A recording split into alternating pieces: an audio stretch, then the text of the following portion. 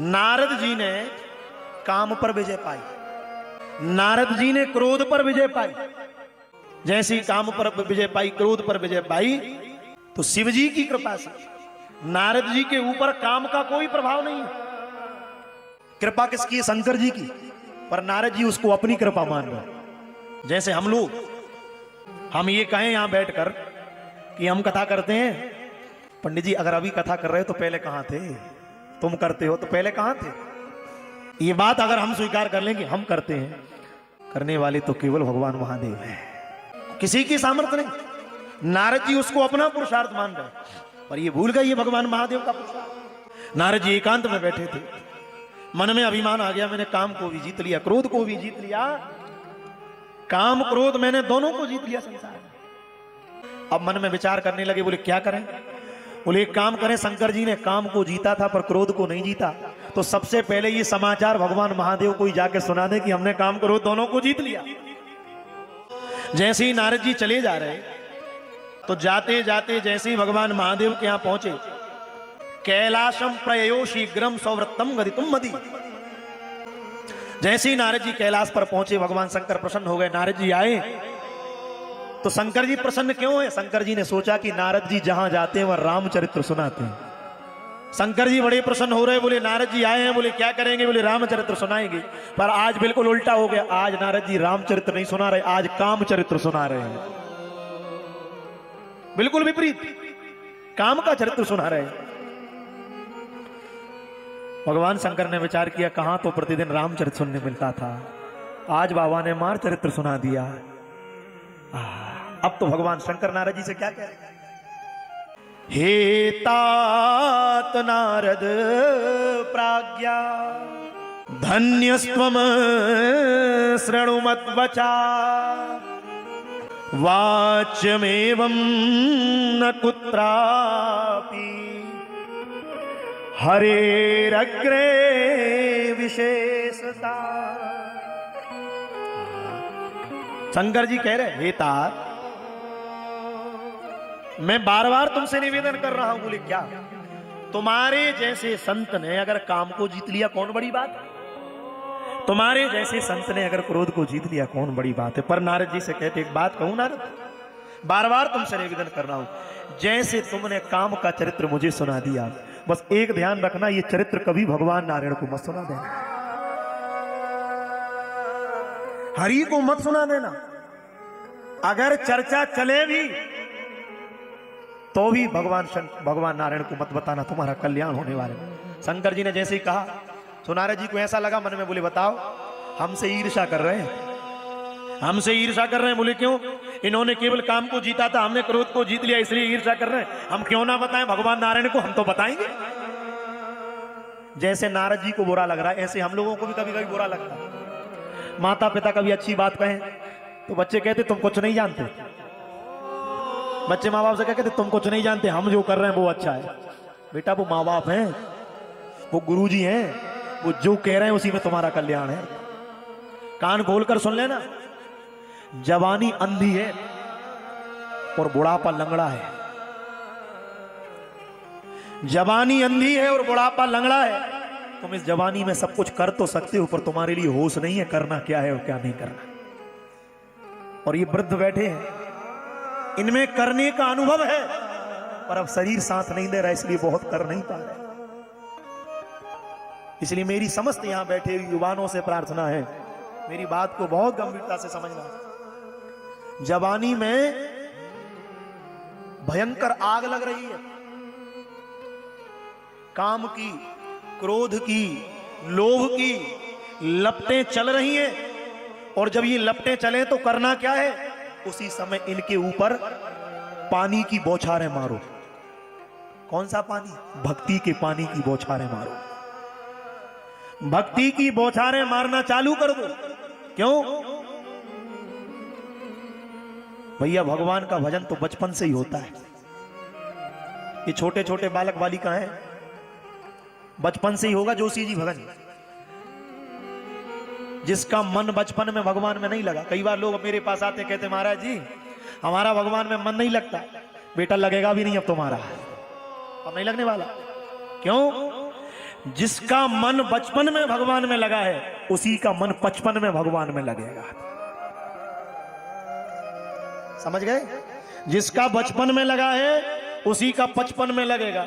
तुम्हारा बचपन में नहीं लगा, 55 में दादाजी से क्यों, दादाजी माला पकड़ लो, वो कह रहे माल बताओ, माल कहां माला बता रहे, मरने धरे है फिर भी कह रहे माल बताओ।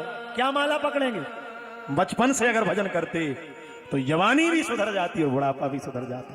क्यों भैया? ध्यान रखना, पोलियो की दवाई अगर बचपन में मिलाओ तो ठीक है। अब दादाजी 55 के हो जाए, उनसे कहा मुंह खोलो दादाजी कहेंगे दवाई खराब काहे क्यों कर रहे हो। इसलिए भगवान भी कह रहे, नारद जी के हित की बात शंकर जी ने कही पर नारद जी नहीं माने। अगर कोई हित की बात कह रहा है तो उसको समझो। क्यों? क्योंकि भैया फूलों के रस में क्या है ये काले भंवरों से पूछो। फूलों के रस में क्या है ये काले भंवरों से पूछो, और भगवान की भक्ति में क्या है ये भगवान के भक्तों से पूछो। उन संसारियों से पूछ रहे हैं जिनको वो रस का बोध ही नहीं है। इसलिए मैं प्राय अपनी कथा में कहता हूं, जिसको नहीं है बोध तो गुरु ज्ञान क्या करे। जिसको नहीं है बोध तो गुरु ज्ञान क्या करे। कैदी पड़े हैं जेल में जंजीर क्या करे। कैदी पड़े हैं जेल में जंजीर क्या करे। मद लोभ को छोड़ा नहीं अब गंगा क्या करे। लोग कहते महाराज जी गंगा में 10 बार डुबकी लगाए, 10 नहीं तुम 100 बार भी चले जाओ तो भी कल्याण होने वाला नहीं। क्यों? मद लोभ को छोड़ा नहीं गंगा क्या करे। और परहेज तो पाले नहीं तो वैद्य क्या करे। परहेज तो पाले नहीं तो वैद्य क्या करे। और बंदा ना सुमरे नाम तो भगवान क्या करे। ध्यान रखना, कोई तुमसे ये कह दे कि हम भगवान से मिला देंगे तो बिल्कुल पक्की झूठ बोल रहा है। मैं यहां से लिख कर दे रहा हूं इस गद्दी से, इस संसार में कोई ये कह दे कि हम भगवान से मिला दें, हम नहीं मिला सकते। हमसे आप पूछो कि आप मिला दोगे, आज तक हम नहीं मिले तो तुम्हें कहां से मिला दें। ये झूठी बात में कोई दम नहीं। भगवान से मिला नहीं सकते। भगवान से कौन मिलाएगा? भगवान से तो भगवान का किया हुआ भजन मिलाएगा। केवल भजन करना पड़ेगा, बिना भजन के भगवान नहीं मिलने वाले। भजन करोगे तो भगवान मिलेंगे। क्यों? यहां सामने देखो एक भी चीटी नहीं, एक चीटी नहीं। जाओ थोड़ी शक्कर ले आओ और भुरक दो, यहां डालो शक्कर यहां और देखो थोड़ी देर बाद यहां चीटी आ जाएगी। आपने बुलाया, आपको पता था कहां है, आपने निमंत्रण दिया पधारो, हमारे यहां कथा हो रही है, आपको पता नहीं, आपने केवल मीठा पटक दिया वो आ गई। ऐसे भगवान ने कहा जब शक्कर पटकने से चीटी आ सकती है तो तू एक काम कर, तू तो भजन करना चालू कर दे, मैं जहां भी हूं वहां से तेरे पास आ जाऊंगा। इसलिए भगवान समझा रहे नारद जी को। नारद जी नहीं समझे, और नारद जी नहीं समझे तो सीधे ब्रह्मलोक पहुंच गए। और वीणा बजाते बजाते जैसे ब्रह्मलोक पहुंचे, गोस्वामी जी कहते एक बार करतल वर वीणा गावत हरि गुण गान प्रवीणा। वीणा बजाते हुए जैसे ही ब्रह्मलोक में पहुंचे, आहा, नारद जी हरि गुण गान करते हुए अहंकार से भरे हुए वैकुंठ में पहुंच गए। आहा, भगवान खड़े हो गए।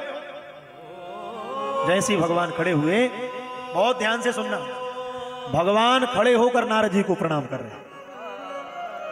क्यों? नारद जी संत हैं और नारायण भगवंत हैं। एक संत है, दूसरा भगवंत है। खड़े हो गए, प्रणाम कर रहे, और प्रणाम करके क्या कह रहे? बोले आज के दिवस की मैं लेऊं बलिहारा, मेरे घर आया राजा राम जी का प्यारा। आज का दिन धन्य है, मेरे घर भगवान का प्रिय आ गया। बोले आज के दिवस की मैं लेऊं बलिहारा, मेरे घर आया राजा राम जी का प्यारा। बोले क्यों? करूं दंडवत चरण पखारूं, इन संतन पर बलिहारी जाऊं, इन संतन पर बलिहारी जाऊं। प्रसन्न हो गए भगवान, और प्रसन्न होकर आज नारद जी से कहते, हे नारद, आज आपके आने से मेरा वैकुंठ पवित्र हो गया। आपने आकर वैकुंठ को पवित्र कर दिया। आप कहां से आ रहे हैं? भगवान ने पूछा कहां से आ रहे हैं। जैसे ही पूछा कहां से आ रहे, भगवान नारायण ने नारद जी से पूछा कहां से आ रहे हैं। और भगवान प्रसन्न होकर विचार कर रहे थे भगवत चरित्र सुनने मिलेंगे, पर नारद जी ने भगवान का यश नहीं गाया, मार चरित्र गाने लगे। और जैसे मार चरित्र गाया सो भगवान नारायण का मुख सूख गया, मुख मुरझा गया। जैसे ही मुख सूख गया बंधुओं, तो भगवान नारायण कहते हैं नारद, तुम जैसे भक्तों के केवल स्मरण मात्र से काम, क्रोध, लोभ, मोह, मात्सर ये सब भाग जाते हैं, और तुमने कहा मैंने काम को जीत लिया। नारद, तुम्हारे जैसे महात्माओं को काम जीतना कोई बड़ी बात नहीं। जैसे ही कहा सो नारद जी भगवान से क्या कह रहे हैं, अभिमान में भरकर बोले प्रभु ये सब आपकी कृपा है। प्रसन्न होकर कहते आपकी कृपा है। तब करुणा निधान भगवान ने मन में विचार किया कि इनके हृदय में अभिमान का वृक्ष अंकुरित हो गया है, और इस अभिमान के वृक्ष को उखाड़कर फेंकना मेरा धर्म है। ध्यान रखना, भगवान को सब कुछ प्रिय है पर अभिमान प्रिय नहीं। हमारे मलुकदास जी महाराज कह रहे हैं, गर्भ ना कीजिए बावरे, हरि गर्भ ही खावे। तुम खूब 56 भोग लगाओ, भगवान नहीं खाएंगे। भगवान का सबसे बढ़िया भोग क्या है? भगवान कहते हैं मनुष्य के अभिमान को उखाड़ कर फेंकना ही मेरा सबसे बड़ा भोग है। इस अभिमान के वृक्ष को उखाड़ कर फेंकना मेरा सबसे बड़ा धर्म है। क्यों? क्योंकि मान पान में सब गए, मान पान में सब गए, धन वैभव और वंश। इन्हें बहुत चाहती मान, कोई हमें पूछे पान, मान पान में सब गए, धन वैभव और वंश। भैया नहीं मानो तो देख लो रावण, हिरणाकुश, कंस। प्रमाण है रावण, प्रमाण है कंस, ये सब प्रमाण है। इनको देख लो, आज ये इनकी दशा है। इसलिए भगवान कह रहे हैं आज सब मान पान के अभिमान में भरकर नारद जी ने जैसी ये बात कही महाराज, आहा, करुणानिधान भगवान ने मन में विचार कर लिया कि इस अभिमान के वृक्ष को उखाड़ कर फेंकना मेरा धर्म है। अब तो उसी समय भगवान ने ऐसी लीला रची, भगवान ने अपनी माया से एक 100 योजन का नगर बनाया। भगवान ने अपनी माया के प्रताप से एक 100 योजन का नगर बनाया और उस नगर का निर्माण कर दिया। उस नगर के राजा का नाम है शील निधि, और उनकी एक कन्या है जिसका नाम है विश्व मोहिनी। उस विश्व मोहिनी नाम की कन्या, जिसे लोग श्रीमती भी कहते हैं, श्रीमती का स्वयंवर भी ये संयोग से नारद जी महाराज जैसी वहां पहुंच गए, शील निधि ने तुरंत अपनी कन्या को बुलाया और नारद जी को दिखाया। नारद जी ने जैसे ही उस कन्या को देखा, उसके अनुपम सौंदर्य को देखा, बड़े दूर तक वो एकटक उसकी ओर दृष्टि करते रहे। पर नारद जी इस बात को भूल गए, रूप के चक्कर में पड़ोगे तो फंस जाओगे, क्योंकि रूप क्षणिक है, रूप गिरा देगा और स्वरूप भगवान से मिला देगा। संसार का है रूप और भगवान का है स्वरूप, इसलिए रूप गिरा देगा। और नारद जी आज उस विश्व मोहिनी के रूप के प्रति आकर्षित हो रहे हैं, और आकर्षित होकर क्या कह रहे? बोले जो इससे विवाह करेगा वो क्या हो जाएगा? बोले अमर हो जाएगा, और युद्ध भूमि में कोई उसे जीत नहीं पाएगा। शील निधि यह कन्या जिससे विवाह कर लेगी, सारा संसार उसकी सेवा करेगा। नारद जी ने जैसे ये बात कही, ऐसा वर्णन करके नारद जी महाराज विचार करने लगे, ऐसी कौन सी युक्ति लगाऊं कि इस कन्या से मेरा विवाह हो जाए। समझ गए, बोले कन्या से विवाह हो जाए, और कन्या से विवाह एक ही जगह शर्त पर हो सकता है, बोले भगवान नारायण कृपा कर दें तब। सोई नारद जी सीधे भगवान के पास पहुंचे। पहले तो मन में विचार किया, मैंने काम को जीत लिया, अगर मैं काम से कहूंगा तो काम मुझे सुंदरता प्रदान कर सकता है। काम सुंदरता तो दे देगा बंधु, पर काम मनुष्य का हित नहीं कर सकता। इतना तो नारद जी को भी विचार है, काम सुंदरता दे सकता है। स्वामी राम सुखदास जी कहते थे, सुंदर देही देख कर उपजत है अनुराग, जब चाम ना होती देह में तो जीवत खाते काग। इसलिए काम क्या कर सकता है? सुंदरता सो दे सकता, हित नहीं कर सकता। पर हित कौन करेगा? इस संसार में आपका हमारा हित भगवान के अतिरिक्त दूसरा कोई कर ही नहीं सकता। अब तो जैसे ही नारद जी भगवान के पास पहुंचे, भगवान से कहा, बहुत प्रकार से विनय करी, परम कौतुकी भगवान उसी समय नारद जी के सन्मुख खड़े हुए हैं, और देवऋषि नारद ने कहा, हे प्रभु, यदि आप अपना रूप मुझे दे दें तो निश्चित ही मैं शील निधि की उस कन्या को प्राप्त कर लूंगा। आप अपना रूप दे दें, क्योंकि आपके रूप के बिना वो मेरे गले में जयमाला नहीं डालेगी, मुझे आपका रूप प्राप्त चाहिए। और जैसे ही ये बात कही कि आपका रूप दे दो, किंतु क्या कहा, रूप तो देना पर मेरा उसमें हित भी हो। नारद जी ने क्या कहा, रूप देना पर मेरा हित भी हो। तो भगवान का स्वभाव है। नारद जी क्या कह रहे, बोले जेहि विधि नाथ होई हित मोरा, करहि सुबेग दास में तोरा। जिस विधि मेरा हित हो आप वही करना।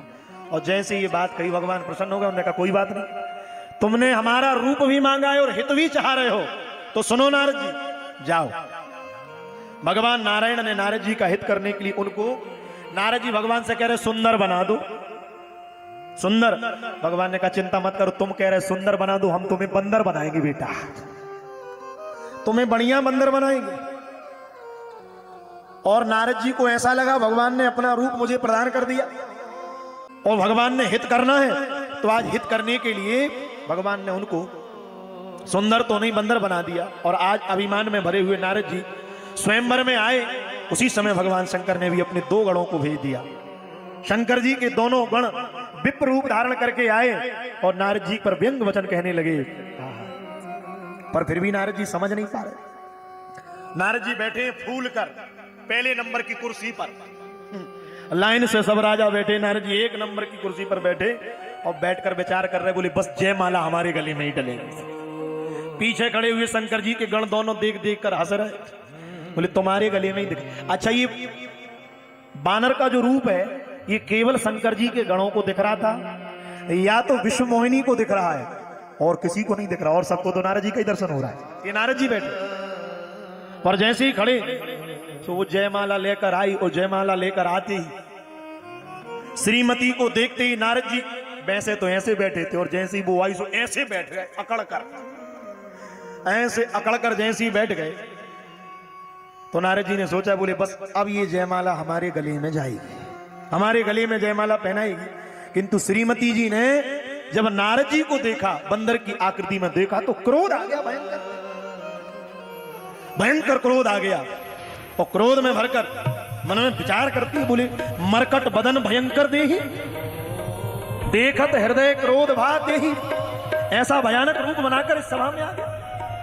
आहा, जैसे ये बात कही, उस पंक्ति में जितने बैठे थे किसी की तरफ नहीं देखा, और उसी समय भगवान नारायण राजकुमार का वेश बनाकर जब उस सभा में आए, तो शील निधि की कन्या ने भगवान के गले में जयमाला पहना दी।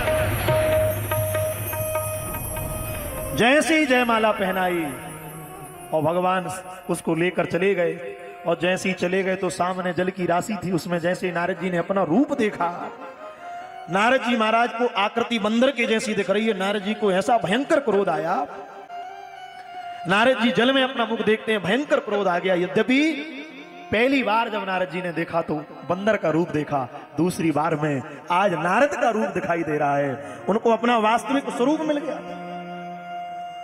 शिवगणों को श्राप दे दिया, बोले जाओ। बोले क्या? बोले हो निशाचर जाई तुम, कपटी पापी दो, हंस्यू हमई सो लेहु फल, बहुरे हंस्यू मुनि को। जैसे ये बात कही, बोले जाओ, क्रोध शांत नहीं हुआ, जाओ तुम दोनों दैत्य की योनि में चले जाओ। आहा, इतना कहकर नारद जी क्रोध में भरे हुए भगवान की तरफ जा रहे, और उसी मध्य में भगवान मध्य में प्रकट हो गए। और जैसे ही भगवान प्रकट हुए तो आज भगवान नारायण को देखते ही नारद जी व्याकुलता बढ़ गई, और देखते ही भगवान ने पूछा, नारद जी कहां जा रहे हो, कहां चले जा रहे हो? आहा, जैसे इतना पूछा तो नारद जी क्रोध में भगवान से कहते, बोले परम स्वतंत्र ना सर पर कोई, तुम स्वतंत्र हो, तुम्हारे सिर पर कोई नहीं। नारद जी को इतना क्रोध आया, इतना क्रोध आया, अंत में नारद जी ने भगवान नारायण को श्राप दे दिया, और भगवान ने स्वीकार कर लिया। जैसे ही भगवान ने अपनी माया को दूर किया, ना रमा है ना राजकुमारी है, तब नारद जी को पश्चाताप हुआ। नारद जी ने कहा, हे प्रभु, इस संसार में सबसे बड़ा अपराध है संतों की वाणी की अवज्ञा करना, उनकी वाणी को ना मानना।